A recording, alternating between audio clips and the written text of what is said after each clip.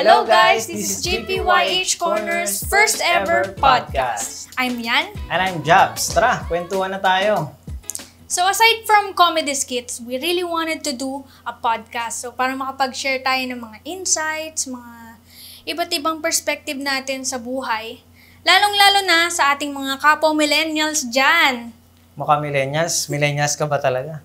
Eto, so alam ko marami pa rin nalilito dun sa mga, yan, kung part ka ba talaga ng millennials. So, ayon kay paring Google, millennials are those who were born between 1981 hanggang 1996. So, yung sumunod doon is Gen Z, those who were born between 1997 hanggang 2012. So, ayan guys ha, malinaw na kung saan kayo kabilang. So, yung mga millennials dyan na feeling Gen Zs at mga Gen Zs na feeling millennials, baka mali kayo ng mga generations na pinagtatanggol. Minsan may mga keyboard warriors kasi di ba na parang, ganito, ganyan, ganun. Tapos yung pala, mali sila ng panig. Kala nila, millennial sila, yung pala Gen Z sila. Actually, mga talagang topic kaya, no? Yung madalas pinag-compare yung Gen Z sa millennials. True. Actually, akala namin yung, baga, yung millennials, akala namin, hanggang 1999, nung hindi pa namin nire-research about that, yung kung ano yung kabilang dun. So, then yung 2001, dun na magsisimula yung Gen Z. Yun yung akala namin. Discuss na rin natin siguro yung iba't ibang generation, kung ano yung kabilang. Baka yung parents nyo kabilang dito. Oo. So, para sa mga tao din na nag-iisip kung saan nga ba akong generation na kabilang, di ba? So, ito na, yung iba nating mga generation, kung ano nga ba yun? So yan, from 1965 to 1980, yun yung tinatawag na Gen X. Na parang tunog parang tunog detergent. Di ba parang kalaban ng... Si Brand X. Si Brand X. so, parang si Gen X to. So yan, yung 1955 hanggang 1964 naman ay yung mga baby boomers. Yun yung mga kadalas kalaban di ba? yung mga pinapabukod ng Facebook. Hindi sa amin galing yan. Disclaimer, hindi sa amin galing yan. Mostly na mga nag-keyboard warriors yan. Dapat may ba kayong Facebook. So, from 1946 naman and to 1954 yung mga boomers. And then post-war, 1928 to 1945. And then World War II, 1922 hanggang 1927. Ayun. Siguro naman wala nang mas pa dyan, mas malayo pa. Gano'n ba kalayo? Parang si Manong Johnny. Si Manong. Laman dati ng newsfeed yun kapag anong era ba yun? Baka Jurassic era na yung mga memes na nakikita natin sa Facebook. Mga prehistoric Ayan be thankful na lang kasi nga, yung gano'n is may mga tao pa na may nabubuhay pa pala, di ba? Na umaabot pa ng 100 years, di ba? Marami pa actually, di ba? May mga umaabot naman talaga na tao na umaabot ng 100 years. So, yan. Back to topic na tayo kasi baka malayo na tayo masyado. Makarating tayo sa Genesis 1:1. In the beginning, God created the heaven and earth. Masyadong malayo na yun. So, ang topic natin for today ay... But before we start, so baka may mga nagtataka kasi kung bakit mayroon tayong pillow sa harapan. Alam niyo na kung tutusin, kailangan pa ba natin i-sabihin? Hindi kasi kami nakapag-diet, guys. So, ayan. So, ayan. Sinabi na namin yung ni-reveal na namin. So, ano ba natin? Reveal ba natin? Huwag na muna. Tsaka na lang kapag nakapag-diet na. So, ayun. Mahirap na. So, alam niyo na yan sa mga nakakaintindi. Hirap kasi mag-diet ngayon. Let's have a meaningful discussions and reflections ng mga experiences, expectations, tsaka realidad ng mga millennials ngayon.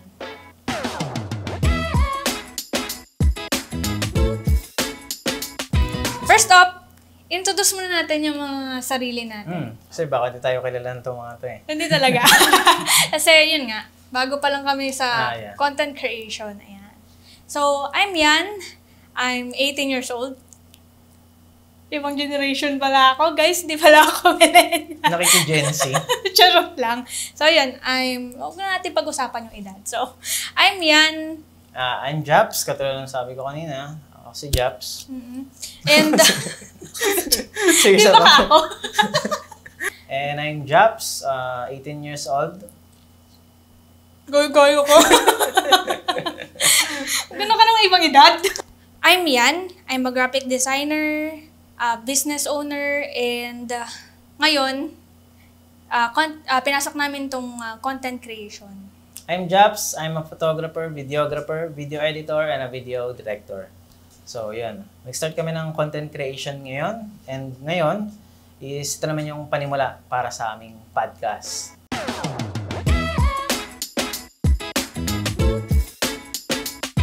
Kamusta ka na ngayon? Ano yung nagbago mula nung bata ka?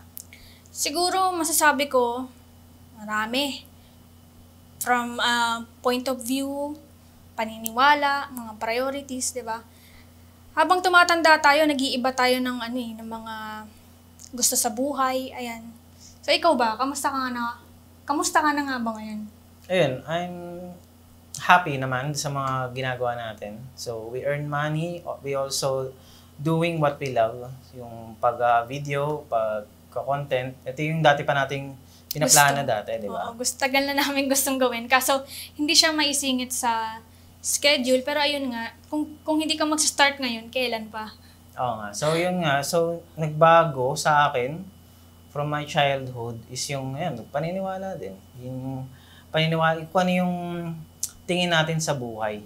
Na parang akala natin nung bata tayo, di ba, palaro-laro lang tayo. Hindi natin naisip na, parang nangyari kasi dati nung bata tayo, parang gusto natin mag-adult agad, di ba? Hindi natin na in-expect na yung struggle. Ang nakikita lang ng mga kabataan is yung advantages ng pagiging adult.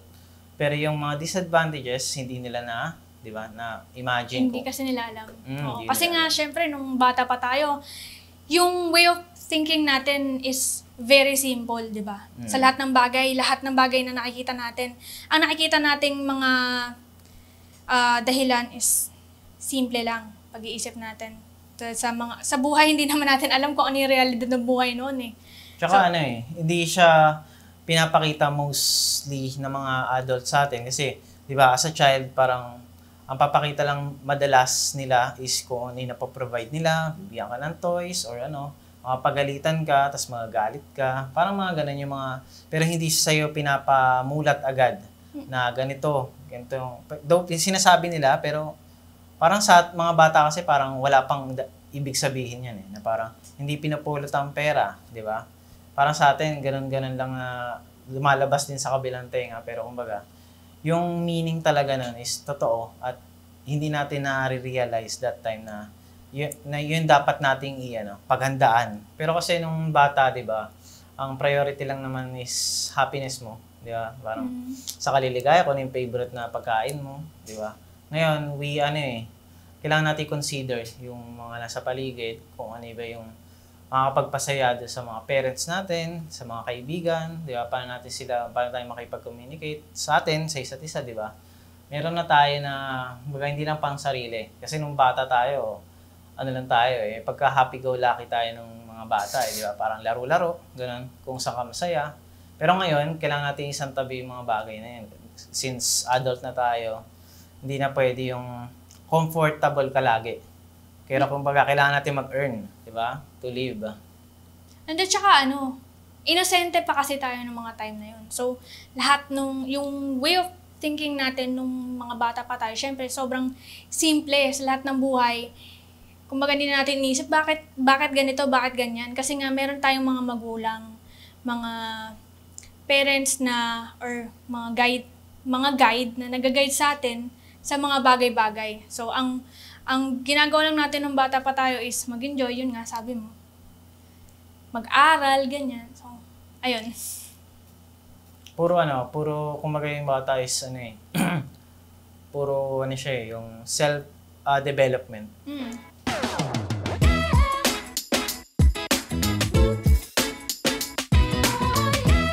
So, expectation versus reality naman tayo ngayon. Ayan na. Looking back at your younger self, ano yung mga expectation mo about adulthood? At na-meet ba ng present yung mga expectations na yun? Sa dating ako, so expectation ko kasi talaga dati is parang at the age of 25, alam ko na yung sarili ko. Alam ko na yung gusto kong gawin. Though, gano'n naman yung nangyayari. Pero kumbaga, hindi pa yung naabot talaga yung parang sobrang stable. Parang naisip ko dati may bahay na malaki, ganito, ganyan, ganun. Pero hindi, di ba? Lahat naman bata, parang akala nila madaling maabot yung pangarap. Parang ang pangarap is yung parang dahil nga meron tayong support system natin, di ba? Parang kung privilege ka na bata, ang nasa isip mo is madali mong makukuha yung gusto mo kasi nga meron kang support pa, hindi mo pa na-experience yung walang nag-guide sa'yo. So, yun ang expectation ko, madali lang makuha yung mga bagay na gustong makuha. So, ngayon, nagagawa ko naman, step by step, slow progress, pero merong progress. Which is good naman. Which is good naman. Kasi may mga instances tayo na nadadown tayo, pero nakakabawi pa rin, nakakalaban pa rin sa buhay. So, yun, akala ko dati, parang, as a child, parang makukuha. Actually, yung ano ko nga scientist nga yung nagano pa ako dati ng lab coat nung parang about dun sa sa trabaho. Kung anong gusto mong maging. Yung kung yung dream mo na profession. Dream profession. Nung prep yung Yan. Tapos batang-bata pa ako nun. Tapos wala pang akong pants nun Kala ni mami kasi yung lab coat lang. Tapos brief na agad. Bata ka pa naman, okay lang yun. So, yan, brief lang yung suot ko na. Pero hindi naman nila alam kasi mahaba yung lab coat Hindi nila alam na wala akong pants sa loob. So, yan, medyo nakakatawa yung part na yan. Pero kung maganda yung experience naman na kapag, yung kala ko, ang pangarap ko pa nga is maka-invento ng unlimited life Yun yung gusto ko dati. Malay mo! Kasi di ba, bata tayo nanonood tayo mga sci-fi movies. Tapos parang pwede kong gawin to Siguro papahabain kong buhay ni mami, ni daddy, tsaka nilang mga kapatid ko. Tapos kami, mahabang buhay kami. Di ba? Parang yun yung mga goals mo nung bata. Masyadong innocent pa na hindi mo alam na almost, di ba, nearly impossible yung mga ganung bagay. Ikaw, paano? Nung bata kasi ako, halos lahat naman tayo, kahit na anong generation, di ba? Pag bata ka, kala mo nga, ganun lang kadali lahat ng bagay. So, kala mo, pagka-graduate mo, pagka nagkatrabaho ka na, madali na yung pera, madali na yung buhay kasi may trabaho ka na. So, lahat ng mga gusto mo, pwede mo nang bilhin. Kaya yun yung nasa isip ko dati, parang motivation ko Pagka kailangan ko makapagtapos ng pag-aaral, para mabili ko na lahat ng gusto ko. Kasi growing up, hindi naman lahat, kumbaga, privilege na merong magulang na binibili lahat yung gusto or nabibigay yung mga pangangailangan. So marami tayong mga kabataan din dyan na halos salat din talaga na ultimo yung mga pang-aral nila or mga gamit na pangangailangan hindi talaga ma-provide. So, ang numero unong nasa isip ng mga bata natin noon, siguro, hindi naman lahat, pero karamihan, di ba? Paglaki ko, pag nagkaroon ako ng trabaho, maraming pera, ganyan.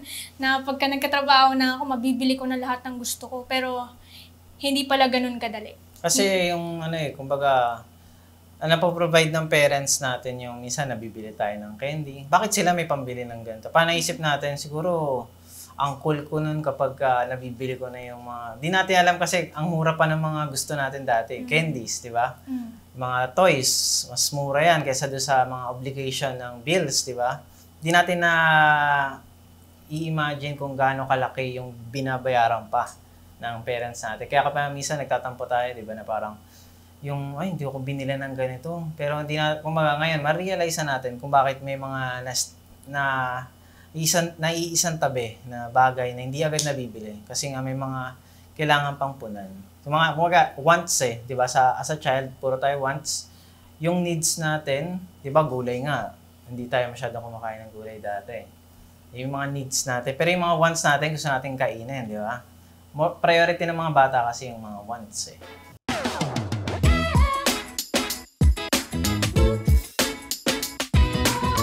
What were your childhood dreams and ambitions when you were young? Naabot mo ba itong mga to? Ang dami, sa totoo lang. Siguro, lahat naman tayo, nung bata pa tayo, ang dami nating mga gustong gawin, dami nating dreams, di ba? Ewan ko lang, ikaw ba? Pero ako kasi, nung time na yun, nung una, sa mga grocery stores, natutuwa ako dun sa mga cashier, yung mga nag-aano sa kaha, maraming pera. So parang parang gusto ko to madaming pera, laging madaming pera, bilang-bilang, ganyan. So, hindi, pero as you grow older naman kasi nga, yun nga, nagbabago yung mga gusto mo. So, from cashier, naging gusto ko maging doktor kasi meron akong titang doktora. So, sobrang idol ko siya nung bata pa ako. So, sabi ko nun, paglaki ko gusto ko maging doktor. Magiging doktor talaga ako. Nararamdaman ko magiging doktor talaga ako eh. Pero nung high school... Nung paglaki naging conductor. Anong high school? Yung high school naman, sabi ko nga gusto ko maging doktor, di ba? Nung high school, na-discover ko na negats pala guys kasi takot pala ako sa dugo. Tsaka pag nakakita ko ng yung mga sugat ng mga naka-open na malalaki, nakakita ko nung nakakangilo. One time na, yung mga na-accident, ikaw ba, ganun din yung feeling mo pag nakakita ka nung, So, dun ko na-realize, guys, na mali pala yung paniniwala ko nung bata pa ako na magiging doktor ako. Kala mo cool no? Sobrang, cool naman talaga. Pero kumbaga, in a way na, akala mo, ay, ganito lang yan eh. Cool ako pag naging doktor. Kumbaga yun yung pero hindi mo nakita na, ganito pala yung ginagawa ng doktor. Kaya sila naging cool, di ba? Yeah. Tsaka bukod pa dun, hindi lang din kasi sa financially, hindi rin siya afford that time. So, ang nasa isip ko nun, actually nung college ako nun, ang iniisip ko na nun kung ano yung practical. Pero yun nga, from doctor, gusto kong maging teacher, ang dami kong gusto kong maging singer. Parang sinakop mo na lahat. Oo. Parang napaka-decisive ko, ang dami kong gusto. Pero wala, kahit saan doon, walang natupad. Pero masaya naman ako kung nasan ako ngayon, nagagawa ko kung ano yung gusto ko, which is yung sa arts, sa larangan ng arts. So, masaya na exercise yung creativity, ayan, nakapagbigay ako ng mga insights. So, masaya naman siya. Hindi siya nangyari, yun sa tanong mo. Wala, kahit isa doon sa mga dreams ko nung bata pa ako, walang nangyari. So, karamihan yata sa atin ganun talaga. Kasi kadalasan talaga mag-go ka with the flow Kung ano yung capability lang, tsaka yung mga options mo is paunti yan Hanggang sa tumatanda ka, na mo na sa reality, pumapasok yung realidad na ito lang yung options mo. Hindi ka pwedeng masyadong, di ba? Yung maghangad ng sobra, which is kaya naman, di ba? Through effort, pero hindi lahat ng tao is may kakayanan. Diba? Ikaw ba? Tingin mo, ano yung mga childhood dreams mo, ambitions mo? May natupad naman ba dun sa mga dreams mo? Kaya nasabi ko, yun nga, scientist, diba in general ng scientist kasi bata, diba? Diba kung titingnan mo ngayon, ang scientist, hindi lang naman siya in general na scientist ka, na gusto mo mag-scientist. Dapat ma-determine mo kung anong klaseng scientist. Kung magki-chemist ka ba, physicist, di ba? Iba't ibang klase yan So, walang natupad sa pagiging scientist. Pero kasi, through time, hindi ko siya naging habang nung naging high school ako, hindi ko na siya naging na-practice. Dati nung elementary ako, nagbibili pa kami ng tell me how, tell me what. Alam mo, sikat dati yun sa mga bata. Mo kung alam niyo yung libro na yun. Tell me what, tell me how, tell me who. Para siyang encyclopedia for kids. Maganda siya kasi may mga graphics. Parang, nainganyo ako dati, binabasa ko lagi. Alam mo, tapos nagyayabang pa ako kay mami na, alam mo ba yung nebula? Ganito, ganyan, ganito yun Kasi about yun sa, di ba, sa astronomical, objects or something like that. So, nung tumagal-tagal, nawala ako sa focus kasi nag-high school, na-try ko naman yung music. Gusto ko mag-music though. Partially, pumasok tayo sa music pero hindi tayo nagtuloy-tuloy. And then, nung college nga, doon ko nalaman kung ano yung, bago mag-college pala, doon ko nalaman kung ano yung gusto ko. Kasi nga, meron akong tropa. Wala talaga akong, di ba nakwento ko na sa yan, yung nasa school kami, high school kami, tatanungan kami kung ano bang gusto mong career or anong gusto mong kuning kurso pag nag-college. Kasi di ba, bago graduate, lahat kayo magdi-discuss na yan, di ba, mga tropa-tropa. Anong kukunin mo? Sama na tayo, dun tayo sa school na ganito, ganyan.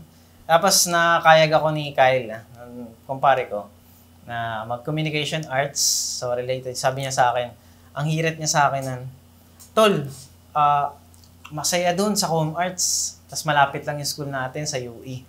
UE Electric. Hindi, yung UE Electric kasi hindi naman talaga electric. Kasi kasama lang yung sa jeep eh. UE Caloocan talaga. Pero nakalagay kasi sa jeep, UE Electric. so yung tawag ng iba, UE Electric.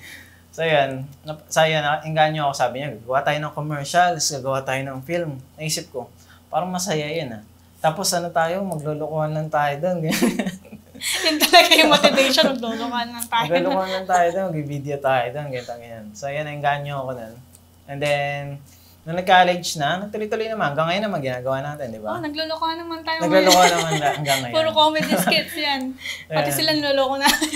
Though, yan, particularly sa pag-shoot talaga, yan, yung mga, tulad nito, podcast. Ito yung mga pinangarap ko mula nung college ako. So, karamihan naman talaga siguro ngayon sa atin, mga millennials, or hindi lang millennials din, sa mga kung anumang henerasyon, lahat naman tayo, marami tayong naging pangarap nung bata pa.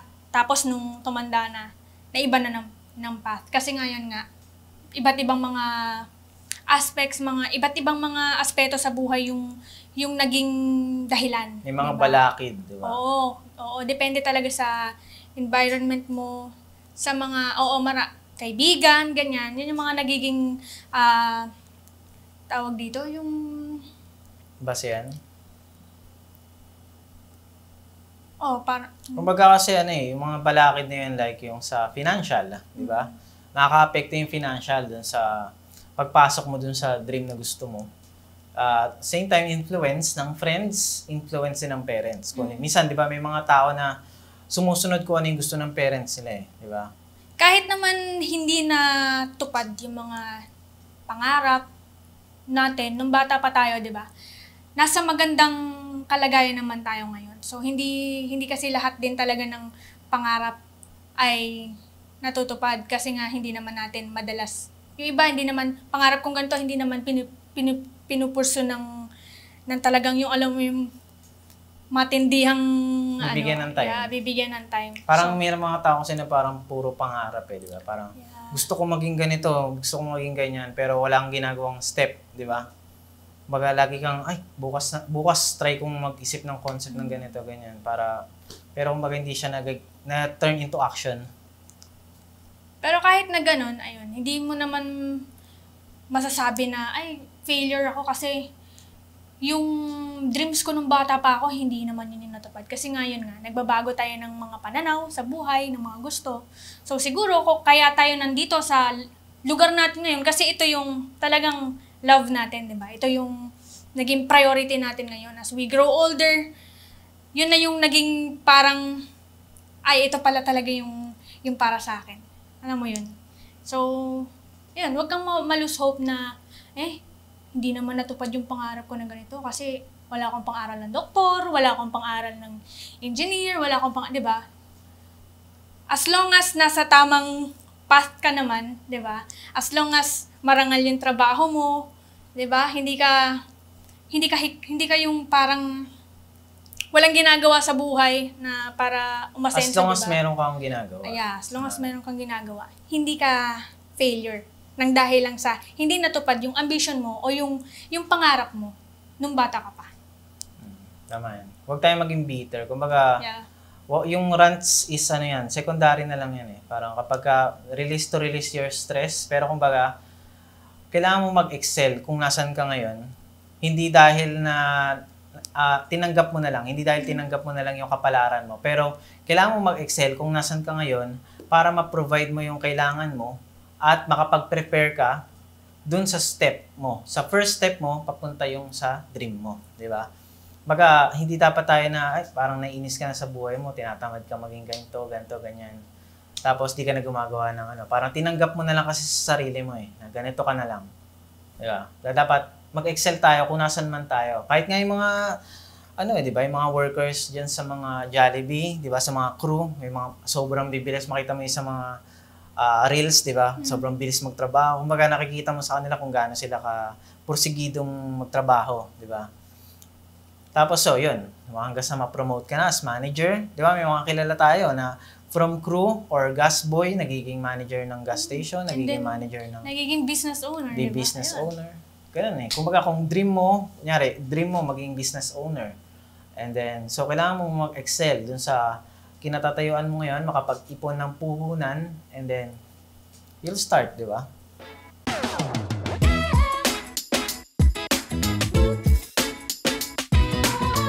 So, punta naman tayo sa challenges. Ayan. So, ano nga ba yung mga challenges na kinakaharap o kinaharap nating mga millennials sa pag-transition sa adulthood from young you into adult you? Ano yung mga tingin mong challenging, mga challenges? Challenges ko kasi is nag-start siya nung college pa lang eh. So, first year nung college, second sem, nag-start ako ng freelancing.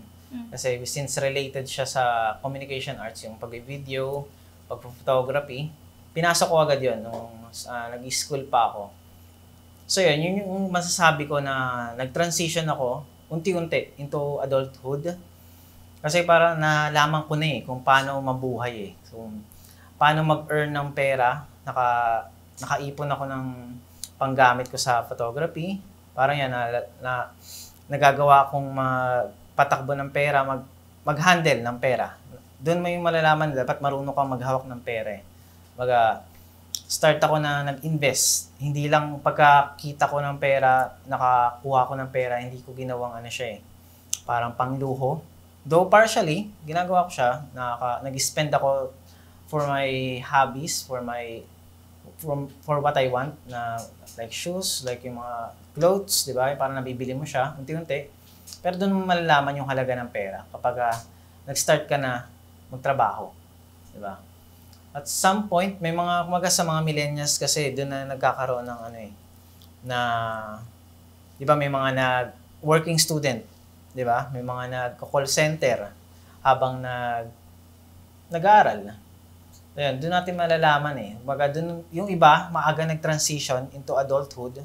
Yung iba, late nag-transition since minsan may mga na-stuck doon sa sa pagiging minsan madalas yung mga privilege, di ba? Hindi naman lahat ng privilege kasi may mga mahirap na nga yung katayuan sa buhay pero nagiging happy-go-lucky pa rin, di ba? Nasa tao pa rin naman So may mga taong ganun na parang na-stuck sila sa pagiging bata. Is na hindi ka na graduate, nawala yung focus mo, nabarkada, di ba? Ikaw, ano ba yung tingin mo na challenging aspect sa pag-transition into adulthood? Siguro yung kasi nga 'di ba, sabi natin kanina, from young you, from simple thinking sa mga bagay-bagay, ganyan, from innocent you, biglang, syempre pag adult, nandyan yung responsibilities, uncertainties, kasi nga, di natin alam kung ano yung ibibigay ng bukas, di ba? Balancing sa mga bagay-bagay natin, social life, yan, yung trabaho, yan. And, siguro yung yung dahil nga sobrang exposed na tayo sa social media ngayon. So yung nandyan yung feeling na parang nag-a-anxiety ka kasi nakikita mo yung parang nako-compare mo yung sarili mo sa iba na mga kaedad mo or mas bata sa akin, nandito na, tas ako nandito lang. Parang alam mo yun, na kahit na ayaw mo, 'di ba? Aminin natin sa hindi, nako-compare natin yung sarili natin dahil lalo na sa power ng di ba? Social media. Nakikita mo yung feeds mo. Yeah. Sila successful na. Sobrang open ng buhay ng bawat isa. Hindi naman may iwasan, imposible naman, 'di ba? Hindi mo naman pwede sabihin na ikaw kasi masyado ka mainggitin siguro, wag ganyan, 'di ba? Wag naman tayo maging ipokrito or ipokrita, 'di ba?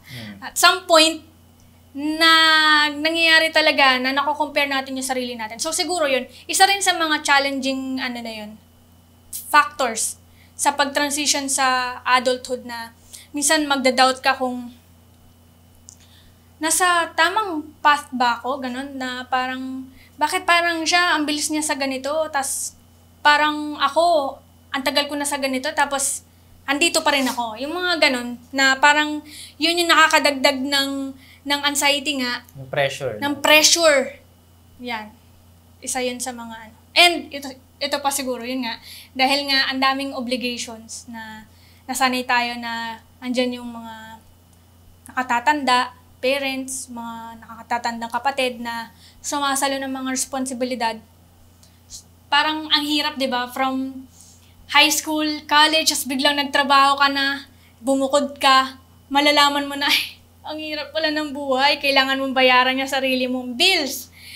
Bayaran niya sarili mong pagkain. Hindi na yan ipoprovide ng parents mo para sa'yo. Kasi nga, kailangan natin maging independent na kasi matatanda na tayo.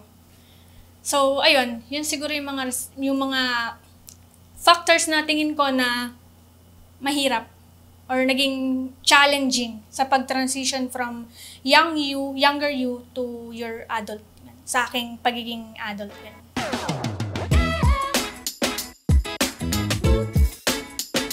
What are the things that you miss being a child? Siguro, ayun,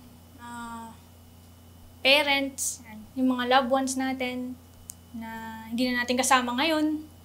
Mga friends na hindi na natin friends ngayon, ganun. Carefree era, walang iniisip sa mga bagay-bagay dahil nga merong gumagawa nun para sa atin. Innocence, pure emotions. Yung lahat ng bagay nun, sobrang simple lang. At yung ngayon kasi... Speaking of emotions, emo era pa yun eh. Yung panahon natin. Ikaw yun, di ba? Ano ka ba? Dumaan ka ba sa ganun yung emo era? Songin you are me. The voice inside you. Tapos naglalagay pa ng black na nail Ikaw polish. Yun eh, nagna-nail polish ka ng black. White kaya yung sa akin. Akala ko pink. So, ayun. Tawa-tawa kayo dyan. Sigurado naman ako. Yung mga friendster niya, puro mga black hearts. Tapos yung mga nakaganon yung buhok. Tapos yung mga nakapicture nung, yung parang bangs na lang yung kita. So, yun. Those were the days. Nakakamiss yung mga memories na ganun. Kasi ngayon nga, habang tumatanda tayo, yung mga tao sa paligid natin, pales ng pales. Ikaw ba? Ano ba sa tingin mo yung namimiss mo sa pagkabata mo noon? Mostly mga namimiss ko ng pagkabata kasi mostly lang, hindi yung actions na ginagawa. Kasi ngayon, na-maintain ko pa rin naman yung pagiging, yung mga inner child. Yun yung mga term na hinihil ko lang yung inner child ko. Mga healing ng inner child. Yung iba naman, sobra-sobra na sa pag-heal hanggang ngayon. Hanggang ngayon, maging totoo ka naman. Nagkakapakpak na sobrang healing na eh.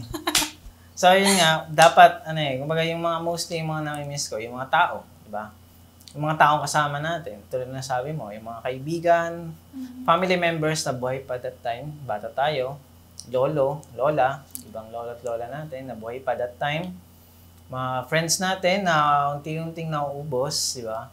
Pero naman talaga as we grow old, nagkakaroon ng misunderstanding sa iba't ibang friends or nalalayo na yung path, yung interest, hindi na nagkakakita-kita. May mga ganang instances talaga na hindi na maiiwasan. So yun yung mga na-miss ko. Kasi ngayon, na-maintain ko naman yung ginagawa ko eh. As a child, na-provide dati ng dad ko yung gusto ko, yung mga games, di ba? Mga PlayStation. Ngayon, nagagawa ko pa rin naman, nakakapag-games ako. Ayan. As a child kasi parang dapat balance di ba? Life balance. Dapat hindi puro obligation. Hindi, i-try natin na, tulad ng ginagawa natin sa comedy, di ba? Yun yung purpose natin kung ba't tayo nagko-comedy. Para sa ibang tao, maano pa rin nila yung katatawanan na old school style ng comedy. Di ba ng mga bata tayo, ganun yung klase ng comedy. Na hindi mo kailangan na manlait ng ibang tao para maging nakakatawa ka sa ibang tao. Although, hindi ko naman siya parang nakakatawa naman talaga at some point, mukha o hindi, di ba? Aminin. Pero nakakamiss kasi yung ganong klaseng comedy. Oo, na yung parang good vibes lang, ganyan. Yung classic comedy. Parang, kaya lang naman din kami nag-start ng mga comedy skits nga na yan. Kasi nga, pansin namin ngayon sa social media. Iba na yung comedy kasi ngayon. Oo, toxic na rin. So, hindi lang din sa comedy. Yung lahat ng yung sa araw-araw na buhay natin ngayon, puro problema. Problema sa lipunan, problema sa pati nga problema ng showbiz, pinoproblema natin. Totoo. Yung iba dyan siguro di pa makatulog kasi nag-break si ano, tsaka si ano. Ay, bakit sunod nag-break, di ba? Aminin nyo yan, sa hindi nyo love life, pinoproblema nyo. Di ba? Ayun, gusto lang namin na yung para magkaroon ng konting Dapat mag-focus ka sa sarili mo. Di ba? Oo. Yung own development mo. Baga, kung namimiss mo yung mga childhood na ginagawa or ano, pwede mo siyang gawin. Di ba? Baga yung inner child mo, pwede mong buhayin yan. Pero kasi siguro ang challenge lang dyan nga kasi hindi nga lahat din may capability sa time. Lalo ngayon, sobrang hirap ng buhay ngayon, mahal ng bilihin. Yung iba dyan, for all we know, merong hindi lang isa, 2, 3 trabaho pa para lang mapunan yung mga pangangailangan ng hindi lang pansarili. Alam ko, karamihan sa ating mga millennials ay sumusuporta sa mga kanya-kanyang pamilya. Totoo yun. Ayun. So, ayun, hindi lahat. Merong kakayanan na magbigay ng oras kasi yung extra oras nila, iaalat pa rin nila sa trabaho para magkaroon ng extra pang income. So, ayun. Pero yun, maging ka naman, be kind. Be kind to yourself naman na bigyan mo kahit papaano be kind to yourself. Bigyan mo kahit papaano naman ng break.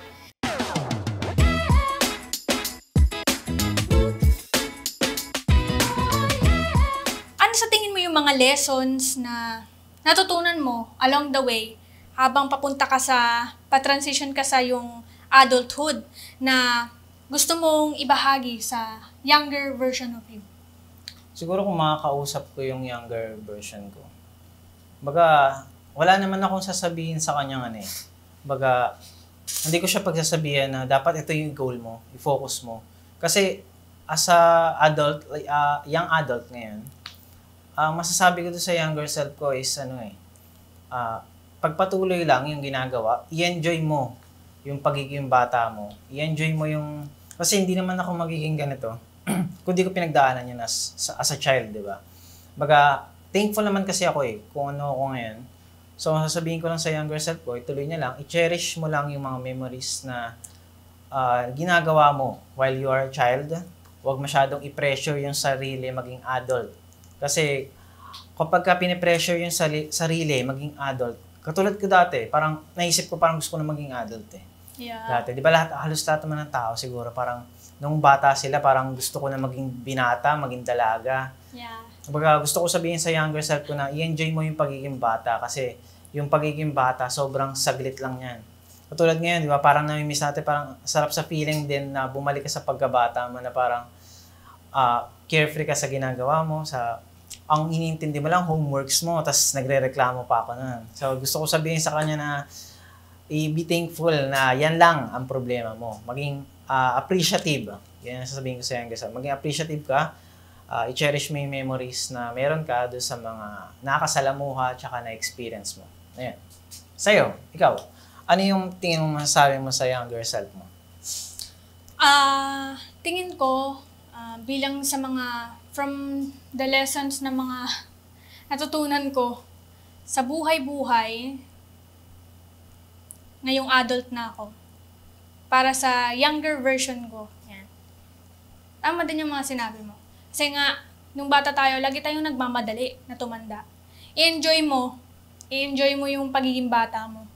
Kasi hindi habang buhay bata ka. Marami kang bagay na mami-missed out. Kung lagi kang nakatingin doon sa malayo. Alam mo yun, sa malayo kagad yung tingin mo. I-enjoy mo muna yung every step of the way na dadaanan mo. Enjoy mo yung pagkabata, yung pagiging teenager. Ha? Pagiging dayday.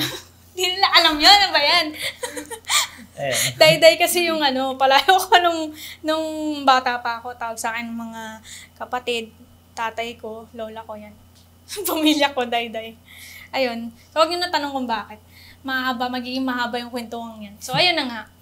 Yun lang. Huwag kang masyadong magmadali. Sa bawat desisyon sa buhay, pag-isipan mo ng maraming beses. Dahil, sabi nga nila, habang kapag minamadali mo yung mga bagay-bagay, mas lalo kang magkakamali. So, be patient. Ako kasi, mainipin talaga ako Siyempre, hindi, halos lahat naman yata ng kabataan talaga dumadaan sa phase na gano'n na parang gusto ko na maging... Mapusok. Oo, gusto ko na maging matanda, gusto ko nang magtrabaho. Para, aminin nyo sa hindi, di ba? Parang, gusto ko na maging independent para makaalis na ako sa bahay, para hindi na ako nauutosang maghugas ng pinggan. Pwede na akong humiga, matulog. Parang parang gusto mong umangat ng sa hierarchy. Para maging boss ka naman ng sarili mo. Wala nag-uutos sa'yo. Na without even knowing na masarap pala yung buhay ng ganun. Yung ang iniintindi mo lang yung, ay ako pala yung nakatoka maghuhugas ngayon. Hindi, not unlike ngayon na pasan mo yung sarili mong mundo. Yan. I-enjoy mo lang habang bata. I-enjoy mo lahat ng mga darating na bagay-bagay sa'yo.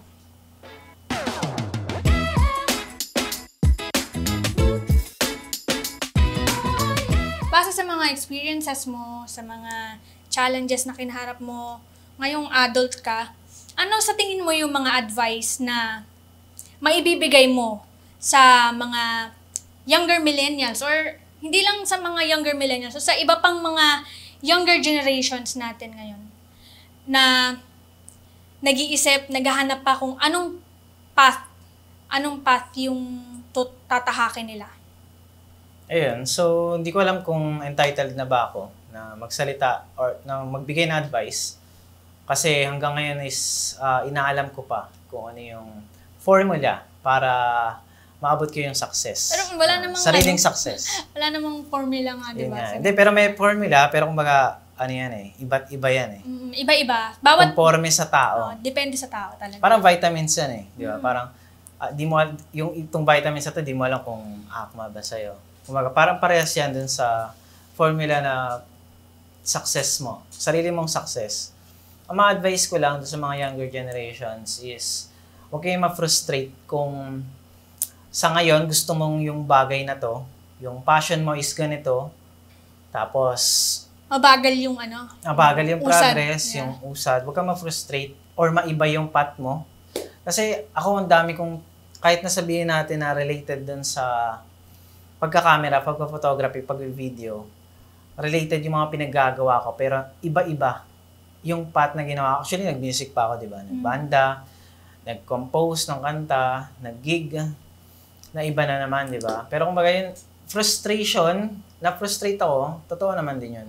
Na nakaka-frustrate naman talaga yung mag-iba ka, magpapanimula na naman ng bago, mag-start ka na mag-invest ng bagay-bagay, mag-invest sa skills, nakaka-frustrate. Pero kumbaga, gusto kong sabihin na parang okay lang yan, na dumaan tayo sa sa ganong challenges. Kasi nga, lahat ng bagay na ginagawa natin is pwede nating ma-relate dun sa susunod natin na path. Like yung sa music, di ba? Hindi man siya naging totally profession ko ngayon, kung ano yung ginagawa ko ngayon. Pero nakatulong siya sa akin in the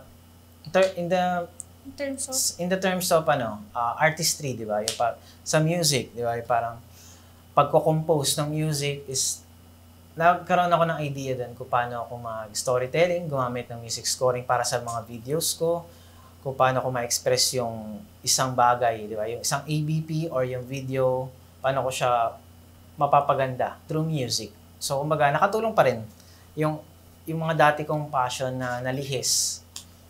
Ayun lang masabi ko, kumbaga, step by step, dapat gawan nyo ng paraan or dapat may progress. Kahit na mabagal, at least merong pinupuntahan. Ano ba?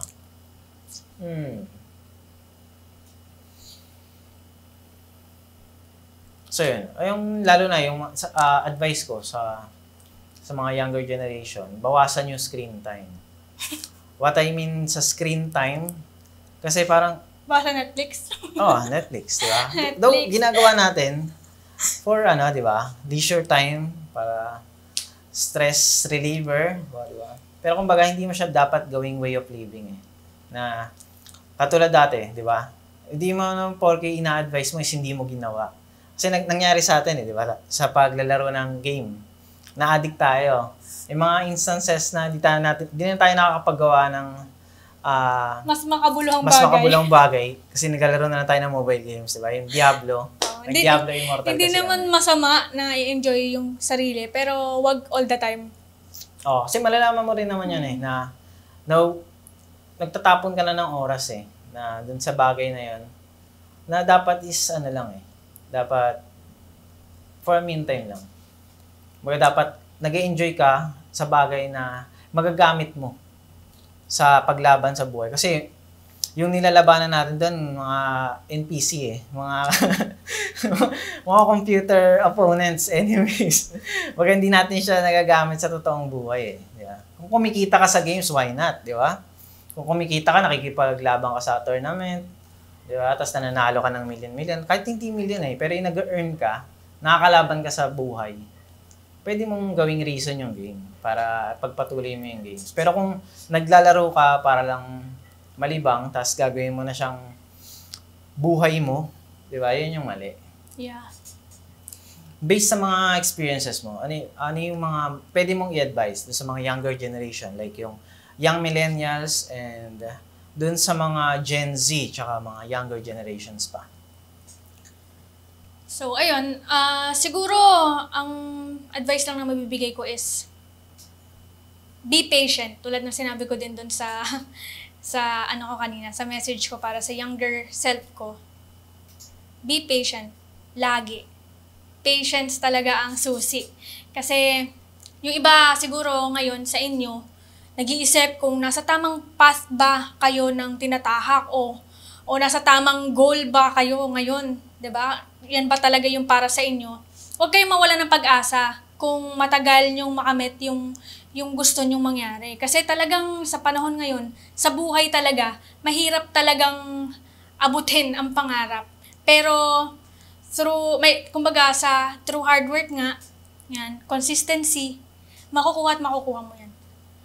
Ngayon, kung lagi ka mag-give up dun sa bagay na gusto mo, tapos magpapalit ka ulit ng panibago, and then mag-give up ka ulit, wala ka talagang makukuha. Wala ka talagang mararating. So, okay lang yun. Mag-start ka sa maliit. Start ka sa mababa. Kasi, along the way, lahat yan aanihin mo. Lahat yan makikita mo. Through time, makikita mo rin na may mga pagbabago. May mga, tawag dito, yung sinabi mo kanina, yung development. Ayun. Merong progress.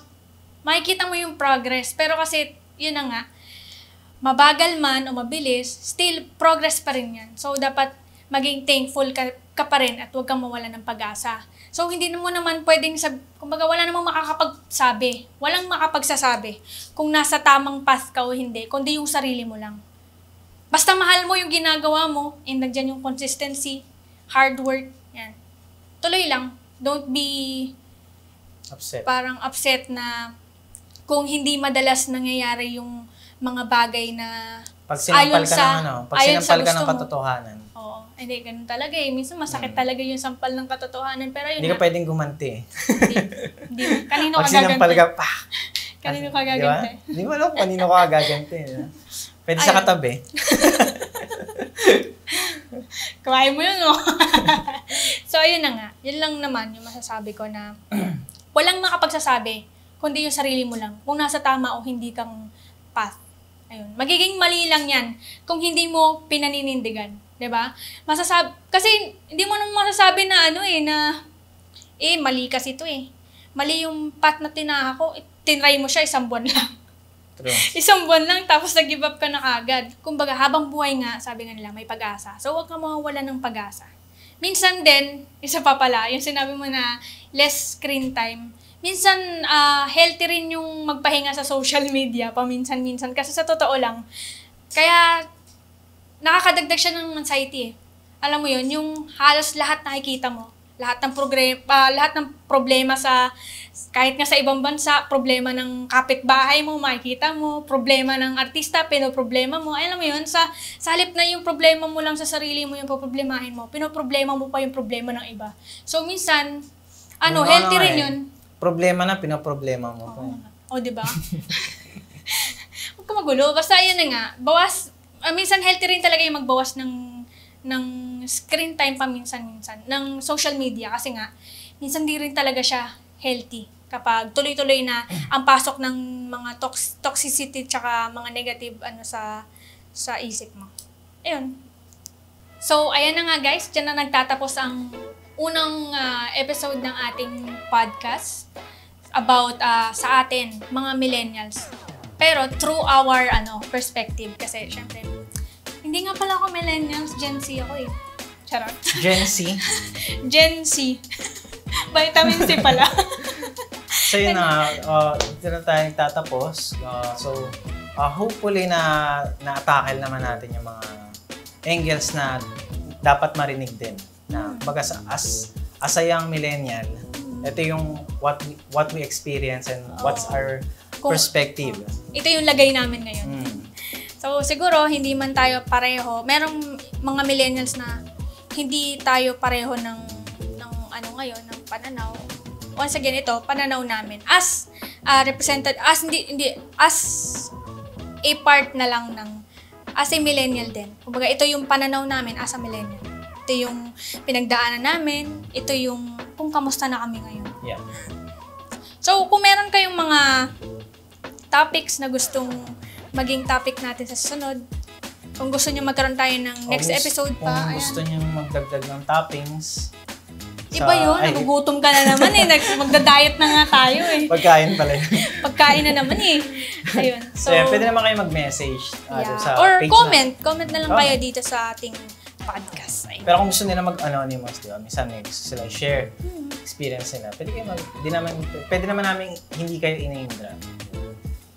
Tsaka, again, kwentuhan lang natin to guys. So, baka kasi may magsabi na, ay, mga feeling entitled. Hindi, base ito sa aming naranasan. So, gusto lang din naman namin na freedom of speech. Yeah, gusto lang namin na magbahagi para din sa ibang mga younger generations na nagsa-struggle, di ba? Malay nyo, makatulong, di ba?